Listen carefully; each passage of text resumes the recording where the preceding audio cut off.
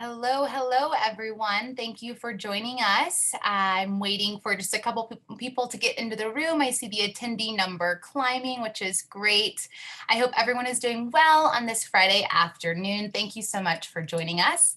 And I'll just give everybody about a minute to come on and get settled before we start this awesome webinar on gap year in the arts.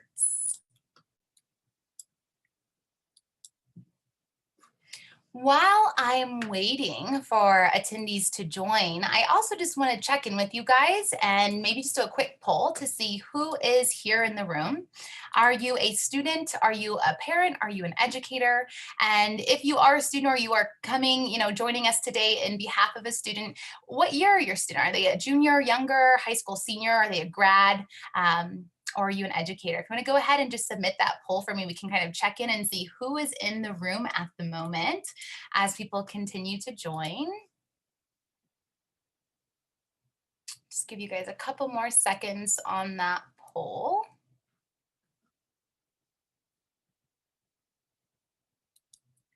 Awesome. So it looks like 50% or 60% of you guys are students. So that's great to see. Welcome. Thank you for joining us. Parents are here, educators, all are welcome. So thank you guys again for joining us on this lovely Friday afternoon. And let's go ahead and get started. Let's get started with our event. My name is Kelly Daniels, and I am the brand manager for Go Overseas. So I'm also an event coordinator for USA Gap Year Fairs.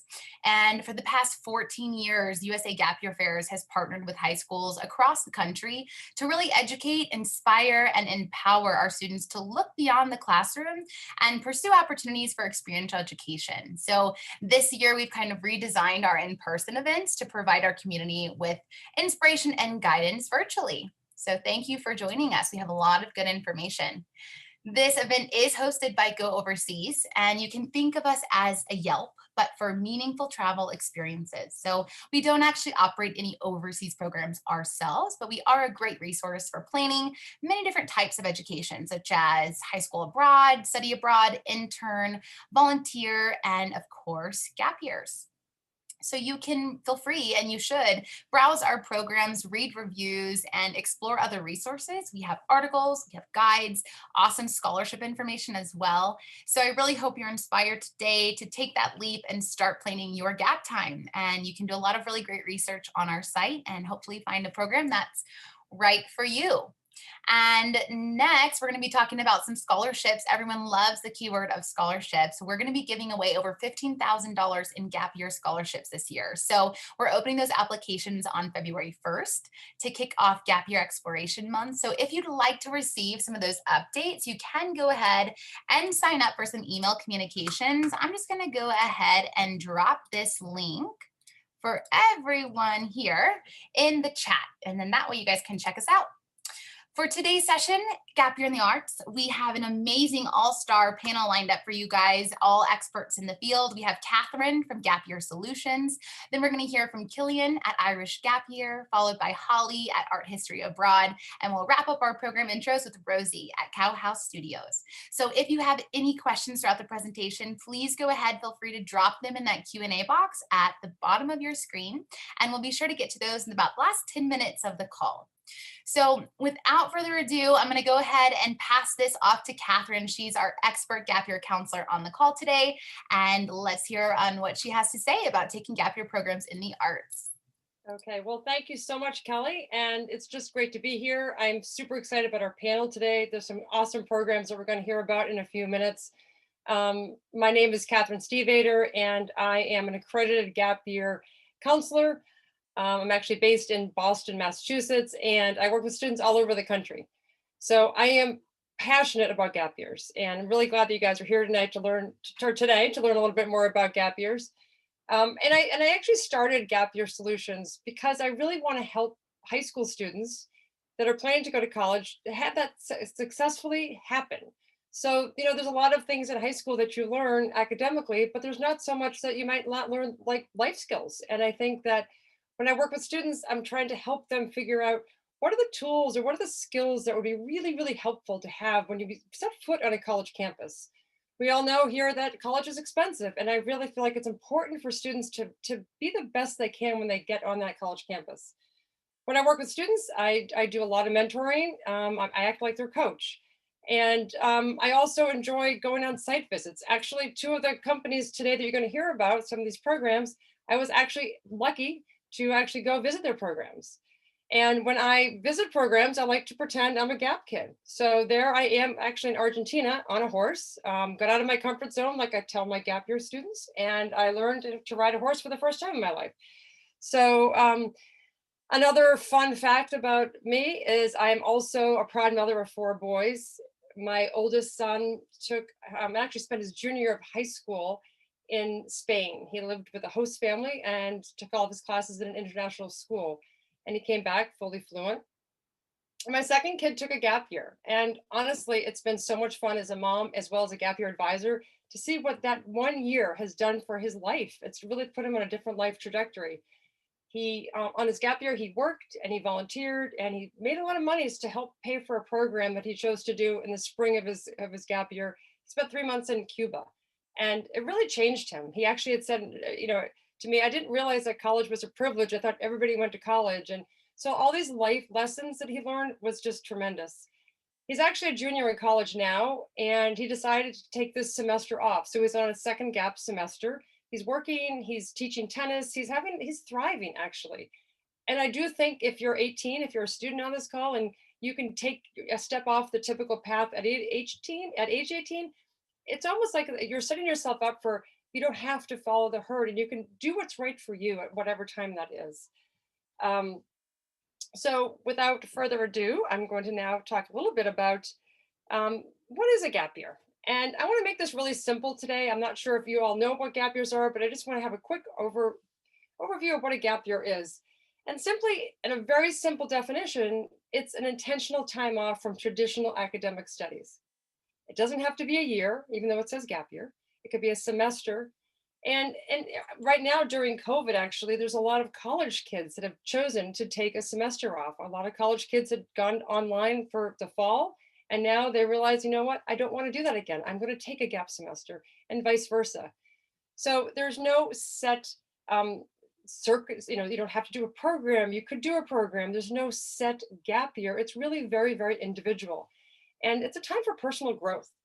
As long as you you create a plan, some sort of plan, that I suggest that's the best way to promote and figure out this gap year, is to have that include interest and goals. So who takes a gap year? And very quickly I can say anyone.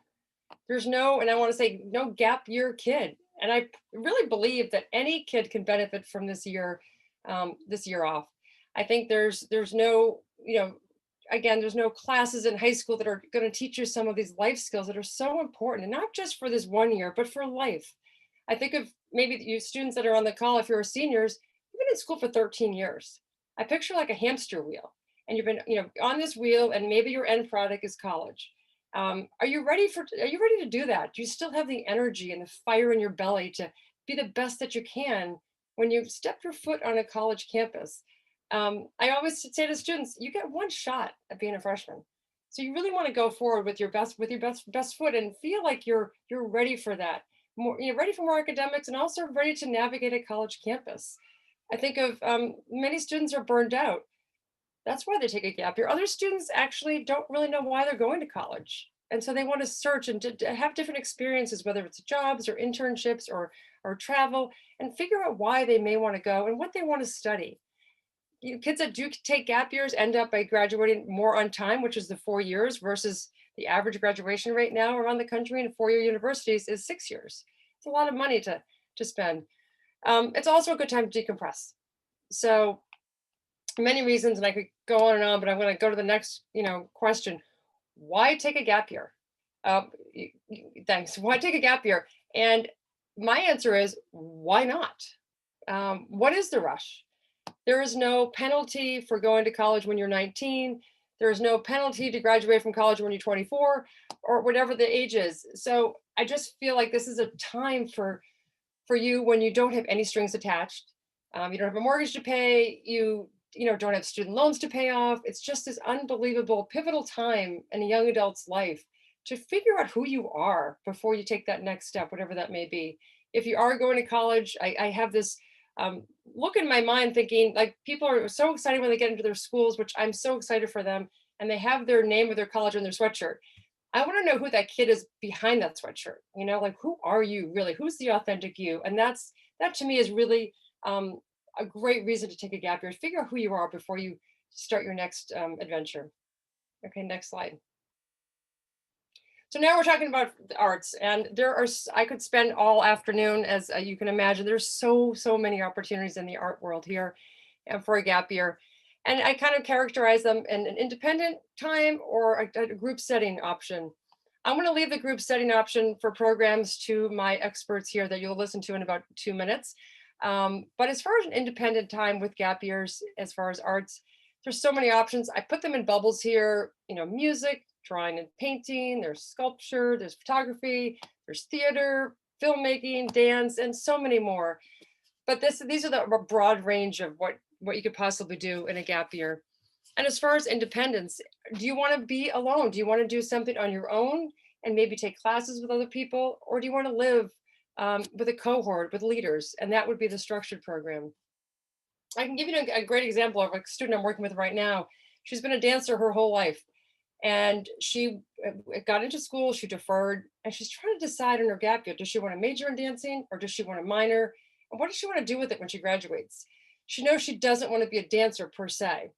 So she ended up is working at this a local dance studio, and she's helping the manager. So she's seen the back end, the business side of the dance industry. She's also teaching younger students dance. Hopefully, if COVID cooperates, she's going to be touring with a competition, helping to manage that competition around the country. So she's going to get out of her local area and tour if that's possible. Another example would be I have a student who was really into the music world, and she's a singer and a songwriter. So she did a workaway program in Australia. This was pre-COVID.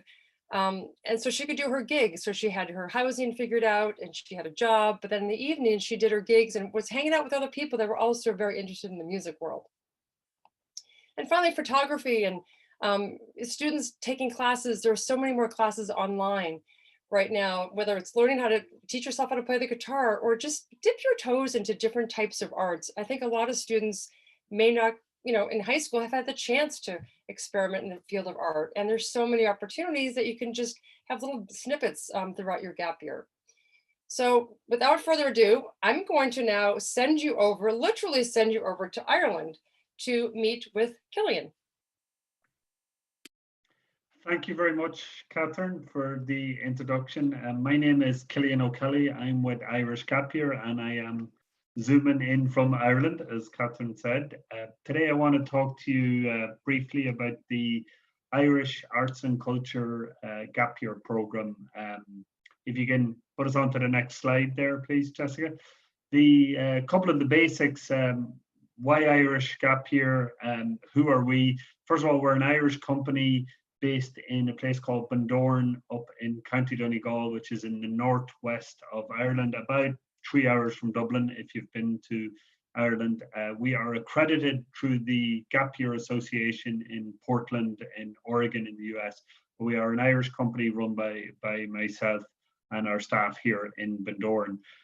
No matter which Gap Year program you do with us, because we do have other programs including an adventure and leadership program, when you visit Irish Gap Year, one of the common themes of all our program is that we explore the whole of Ireland.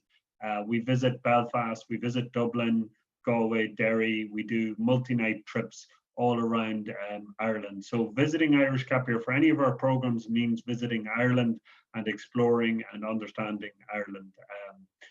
Most of our programs are 3 months long. The Irish Arts and Culture program is actually 11 weeks in total, and it starts every September and every February. So there are 2 start dates that kind of coincide with college semesters. So that's some of the basics. If you can put us on to the next slide, Jessica, please. First of all, artistic exploration, which is a big part. It's not the only part, but it's a big part of what we do on the Arts and Culture program. And a question I get asked a lot by students and indeed by parents is, what does a typical day on the Irish Arts and Culture program look like? So we split our days into morning, afternoon, and evening. In the morning, you could be doing a workshop. We've listed some of the workshops there, like film, drama, charcoal, acrylic, sketching, mixed media. There's about 10 different what we call open workshops that any of the students can be doing on any given morning. And then in the afternoon, we mix it up a bit. We might do surfing, we might do kayaking, we might do a hill walk, we might visit a local amenity or visit a local attraction that's relevant to the program. So we've half workshops, half local activities as such. And then in the evening, we have a meal all together in our student housing. Most of our programs have a maximum of 16 students on it, and they always have 2 program leaders, one male and one female. So I've covered some of the traveling that we do, I've covered some of the workshops that we do, and in the middle here I have community. Community is the least tangible, but almost the most important part of an Irish gap year program. A good gap year experience in Ireland, as measured by me, is where our students make a connection with the local community. So they make a real tangible connection. Irish Gap Year is not about coming to Ireland and getting photos outside the Guinness factory in Dublin. And we do that. We bring you to the Guinness factory, so don't panic on that. But it's about the people you meet and about the connections you make. And the best way to make those connections is to live in the community, in our town here, Bundoran, in the northwest of Ireland, for 3 months. You get to work with our tutors, you get to work with our program leaders, and you get to make that real and tangible connection. And the better that connection is, the better your experience will be. And I think Catherine might agree with me, but that is true of all gap year experiences. One of the other things I want to cover is the Lekela exhibition that we put on at the end of every program. So we have an actual art exhibition, which the last one was just on the 24th of November, and I'll actually share the Instagram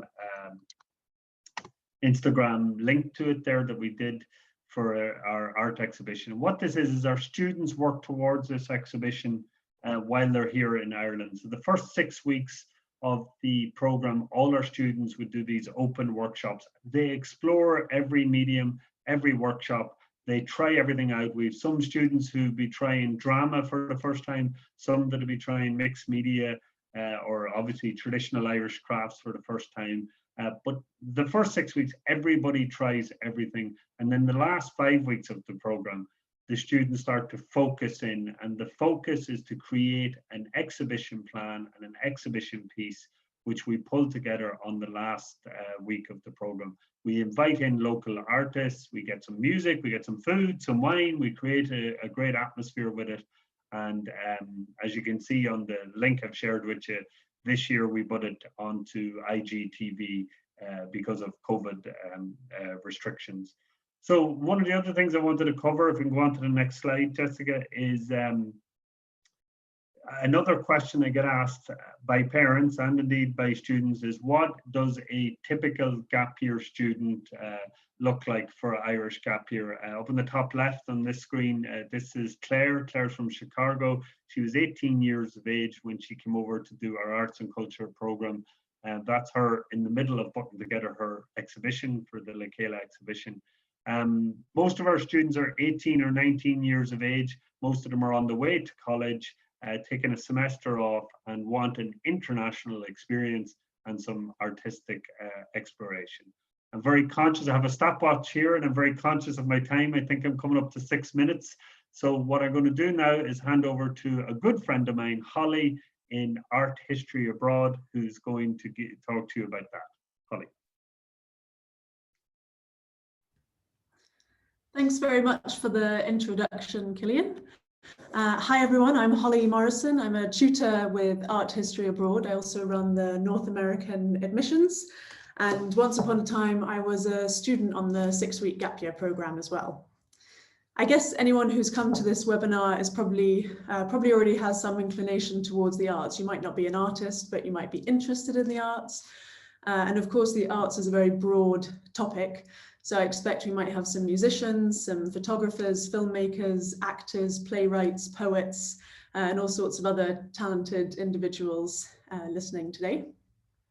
But I don't expect that very many people have studied art history before.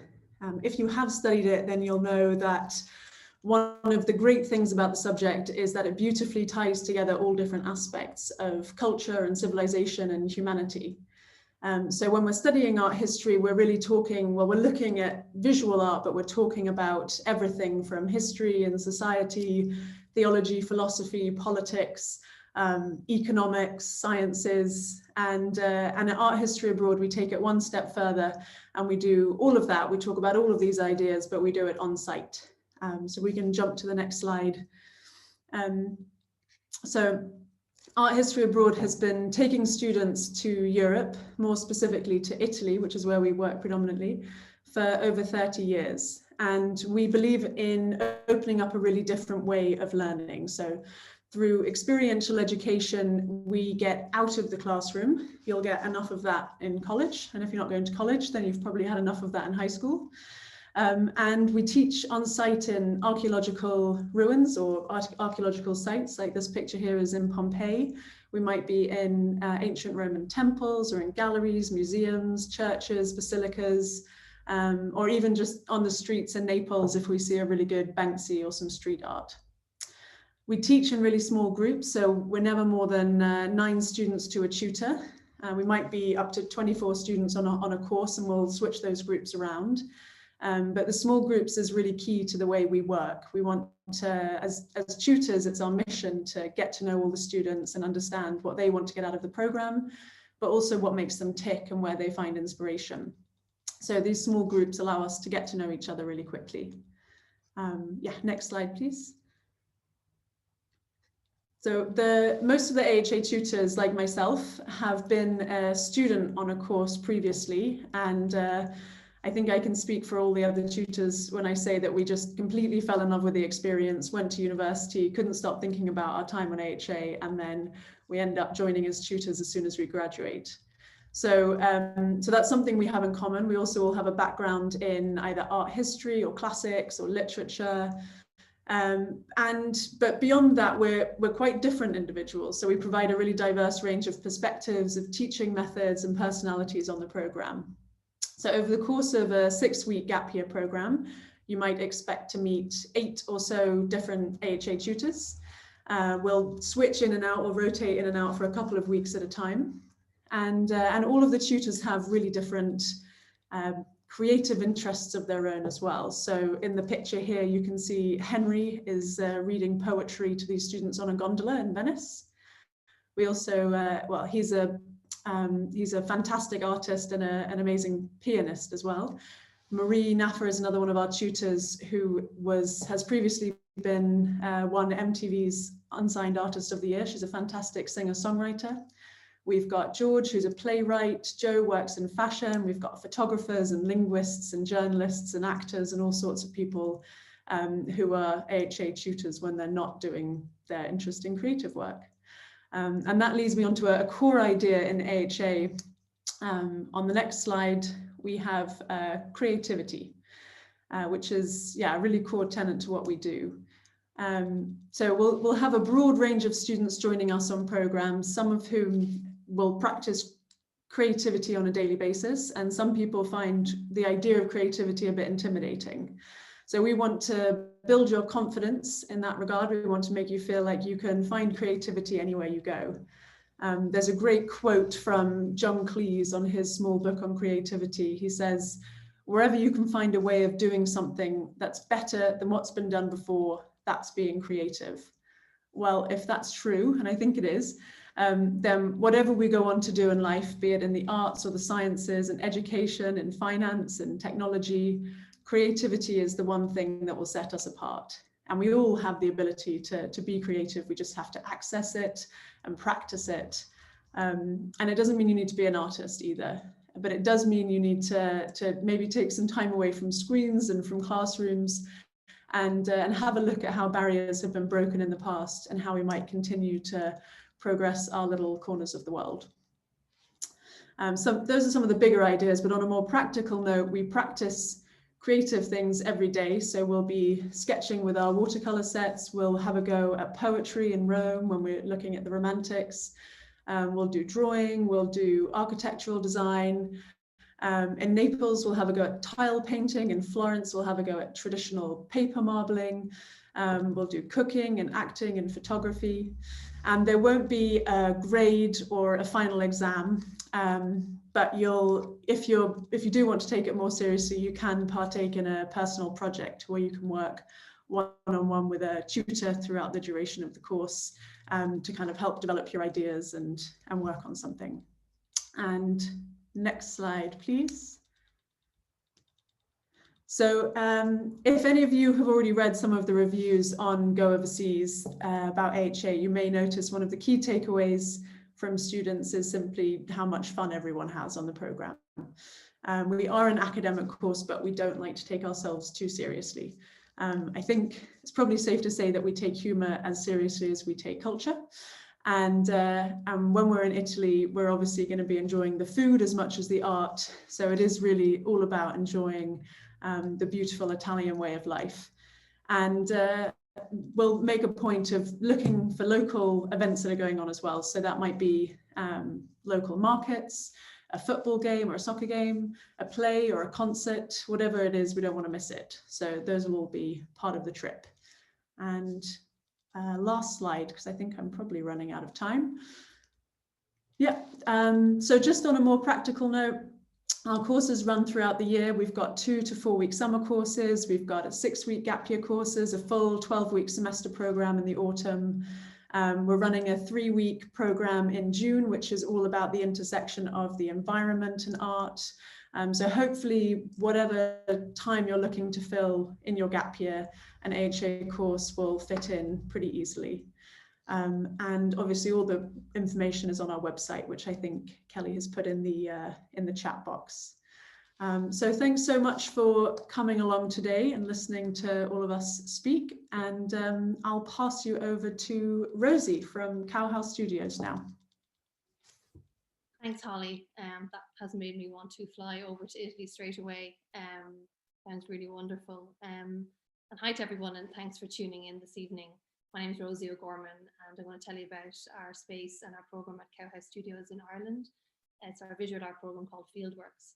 And so Cowhouse Studios is an artist-run space set on the farm in rural Wexford, where I grew up. It's about 2 hours south of Dublin. And the ideas for Cowhouse kind of developed when I met my now husband at graduate school in San Francisco about 20 years ago. And shortly after our graduation, we kind of put plans in motion to build a place and develop a program that's centered around our passion for visual art and for education, and to develop a space that would support contemporary visual arts at all different levels. And so for the last 12 years, we've hosted students and professional visual artists from all over the world. And these experiences of kind of how we've developed our GAP program using these kind of as markers. And so at Cowhouse, we teach drawing, painting, digital and darkroom photography and digital media, including video, illustration, and the fundamentals of animation. And we're quite small. We only take 12 students for each program, and it's very much a family-run space, but we have quite extensive facilities, and there's lots of space for students to kind of spread out and make lots of work. And in particular, in the first kind of 4 weeks of the program, we take time to develop projects that allow our students to become familiar with all of the kind of equipment and materials that they'd have at hand. And so the GAP program balances kind of 3 main goals. The first would be technical and conceptual art instruction. The second would be travel and cultural immersion. And the third would be independent studio time. And so each week balances time spent maybe in classroom assignments or skills-based workshops alongside kind of independent project time. So the workshops will certainly build and develop and introduce new skills, while tutorials with Frank or myself or one of our visiting artists will present the opportunity to develop conceptual underpinning for your practice. And this one-on-one intention is really important to Frank and I, because we want students to develop artwork that's a reflection of their personal curiosities in the world. At Cowhouse, we really value the process of creating. We believe that a rigorous dedication to making art in the studio can yield really interesting possibilities for new ideas and new ways of doing things. And so one of the common things that we kind of encounter with students coming straight from high school is a focus on the end product rather than the kind of sometimes messy and frustrating and circuitous path of art making. So we kind of want to introduce our students to new ways of doing things and to broaden their approach to art making to be experimental and exploratory and reflective and thoughtful and investigative. And so while there's certainly skills that will be built and kind of honed during the program, we'll also kind of challenge our students to make art with intensity and with purpose. And so our teachers for our program are all practicing artists. Myself and Frank are the primary teachers. And then we also have our associate artists who are artists and friends that we've met through our kind of professional programs that we run. You know, it's a great opportunity to work with artists to learn about how they approach their art making, but also to kind of learn about how they've developed and pursued a career in the arts as well. And then in terms of travel, most of our time is spent on the farm in that kind of rural agrarian landscape and in the local area. And then we also travel each week around the country. So that might be a local day trip, or it might be kind of an overnight longer excursion to Dublin or spots in the west of Ireland. And Contemporary Ireland has a really vibrant and diverse creative community, and Cowhouse is part of that community. We want to share it with our students. And so we'll meet with artists in their studio, we'll visit with curators in galleries, we'll you know, be lots of creative practitioners to get a sense of the kind of the real things that are happening in contemporary visual arts in Ireland. Another big part of Cowhouse is the food, and we love our food. We take it very seriously. We think it's really important to feed people a hearty meal at the end of the day. Frank and our cook Katrina focus on locally sourced ingredients, and it's something that we kind of really enjoy, having family style meals at the end of a long day in the studio. And so we're often asked, you know, what type of student will thrive at Cowhouse and through the Fieldworks program. And by far the most important quality in a student is a desire to jump into making art and to learn from that experience. But our students' personalities and experience levels will often vary greatly, as well as their interests and personalities. And so some of our students might be quite academic. They might be interested in the sciences or literature and going on to a liberal arts education or another field. Some of our students are interested in going to art school and pursuing a creative career as an artist or a designer or a photographer or an architect. And then other students are using that time to kind of decide what they might want to focus on in college. And for admissions to the program, we do need to see a portfolio of work, but this can be visual art in any medium. And it can also be work that's made independently at home or in a more structured environment in school. And the most important thing with the portfolio is to show a sustained interest in art making, since that's the crux of the program. And so Frank and I, when we decided to build the studios, we realized that art making is much more than the solitary act of creating at home and in a studio. So we wanted to kind of create a community of like-minded individuals, because that can be a really invigorating experience to learn from each other. And ultimately, the intimacy of our program, we only take 12 students, allows us to teach in a way that's really nuanced. We get to know our students really well. And during that time with us, they, you know, our knowledge and understanding of them as individuals can really help us guide them and support them in their practice that they're developing. So whether it's enjoying meals together or traveling or discovering something unexpected or getting over an uncomfortable moment, you know, these are kind of experiences that all add up to something that kind of changes everybody quite profoundly. And we really love doing what we do. So thank you very much for listening, and I'll hand you back to Kelly. Thank you, Rosie. Thank you, Killian. Thank you, Holly, Catherine, everyone. I mean, such a wonderful presentation, such a great group of options we have today to discuss. And going on into the call, we have a couple minutes here. I want to go ahead and answer. We have 2 questions in the Q&A box. For everyone joining us, again, thank you and welcome. If you have any questions, feel free, please drop them. You can still drop them now into that Q&A box at the bottom, and we'll be sure to answer those. The one question in the queue right now is a good one, and I think a lot of people are going to ask on this. I'm not sure if everyone touched on it, but the question is, do these programs offer financial aid? So I know I mentioned our Go Overseas scholarship that is applicable to any and all of these programs on the call.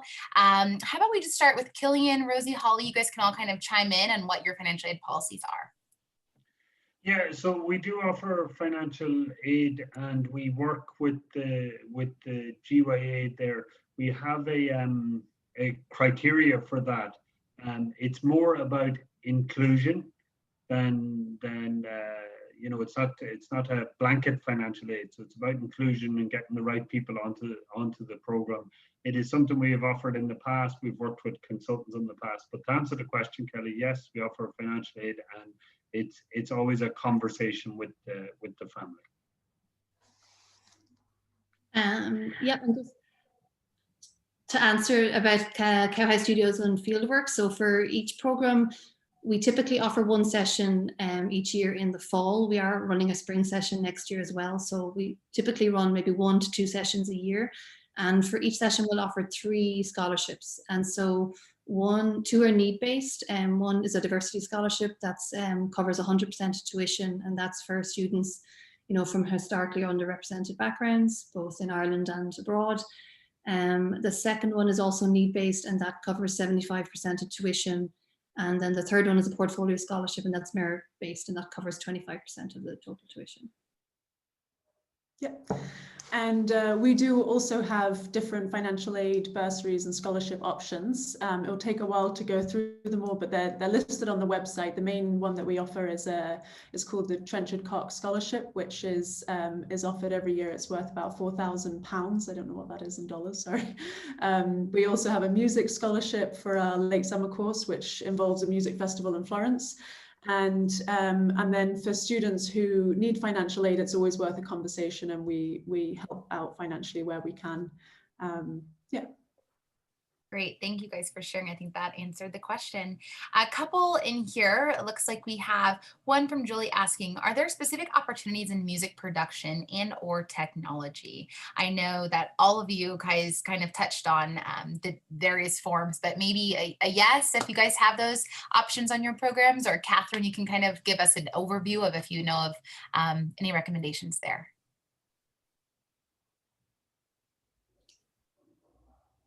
So I'll just say we definitely do focus specifically on visual art, but technology is something that comes up a lot. You know, we would introduce our students to say how to record sound, how to shoot video, and then use specific editing software to develop videos, but that can lead into animation or digital drawing or graphic design. So we would kind of focus on studio-based art, like with getting hands dirty with charcoal, but then there's also like the technology side, which we focus on too. I would say we don't have a lot of technology on our programs. We're sort of out and about all the time, so we're not really in a situation where we can be sitting down and working on computers. Some students do bring, if they're interested in animation or graphic design, then we get students who bring their iPads or their tablets or something out with them and sketch there.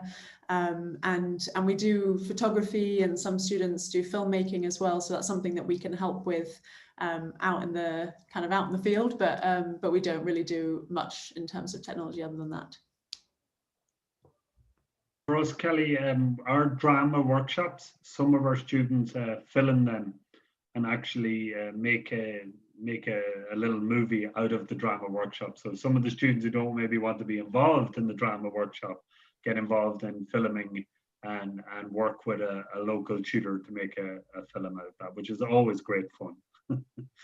Got it. Thank you guys. And I just want to add that Catherine may have something here also, but just another just really piece of important information here is talking to a counselor like Catherine. She can really help you find your niche, the program that you're looking for, if it is specific, you know, music production or technology in this case. So definitely another great resource would be just talking to Catherine. I'm sure she's happy to kind of help you explore what's out there and available. I guess that's right, Catherine?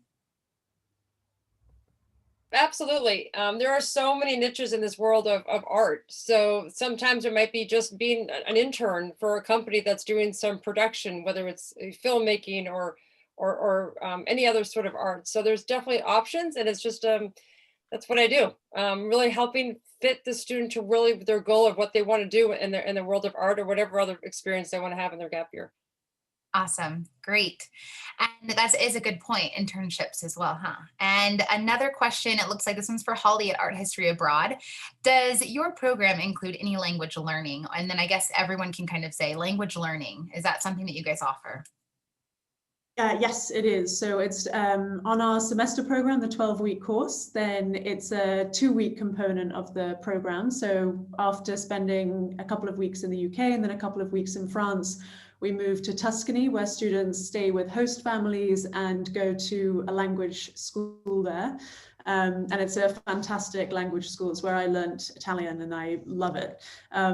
Really lovely teachers. So you learn the kind of the basics of Italian that you'll need for getting around the country.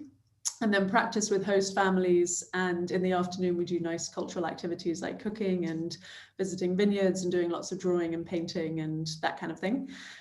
You don't, I see someone else put a question, do you need to speak the language? You don't need to speak Italian. We assume that our students are coming without any Italian language. Some do come with a bit of the language. And we can fit you into a class that works in that scale. And on our other shorter courses, we do kind of little intro classes to the language so that everyone can order their food in Italian and ask directions and kind of get by. Gillian, do you guys offer any language components? No, but a lot of people find it hard to understand me when they get here, but they tune in after about 2 weeks, but no, we make them figure it out. You shouldn't need anything other than English in Ireland. True story. Yes, of course. And I think Holly touched on the question here, just asking, do we need to speak the language to go overseas? And that's, I think, a big, scary question. And Catherine, I don't know how you counsel students through, just encouraging them to give it a go. There's no experience required. The majority of these gap year programs are open to beginners, and there's not necessarily a requirement, I would say. Is that right? Yeah, absolutely. And I think that's the great part about a gap year. I mean, a lot of these kids are in the same boat. They're learning together and they're experimenting. And it's not a language course in high school. And I can tell you that when they get to those countries, they are learning the language, whether they like it or not, to get by. So it's a fantastic way to learn a language, is actually to go to those countries. Right. Good point. Okay, well, I don't have any other questions in the queue. We have about 3 minutes left. So if you have any last minute questions, go ahead and drop those in the Q&A. We have sent out all the contact information for our panelists today via the chat. So you should have email information saved there. You can also, of course, check us out on Go Overseas and read all of these wonderful profiles that these programs have provided and the student reviews that they talked about. It's such a great resource. So be sure to check those out. And with that, I don't see any last minute questions. So I'll just go ahead and thank my wonderful panelists for joining us. I really appreciate that, guys. Some great content, some amazing opportunities for you students out there to look into. So thanks again, guys. And our last couple slides here, just wrapping up today's info session. Here we have their contact. So go ahead and screenshot this if you want to reach out afterwards. We've got some more information on this slide for each of our panelists today. And after this, we have a list of resources. So definitely check out, I know we've mentioned Go Overseas, all of these companies, they have, obviously websites, Instagrams, reviews, program information. So check that out. And you can also check out these gap year books, gap year accredited counselors, just like Catherine. And I'm sure they would love to have a conversation, help you find the best fit for you. And that is it for our presentation on gap year in the arts. So I hope everyone had a wonderful time, got some good information. So say thank you again, panelists, and thank you all for joining us today. Thank you. Thank you. Bye, guys. Bye.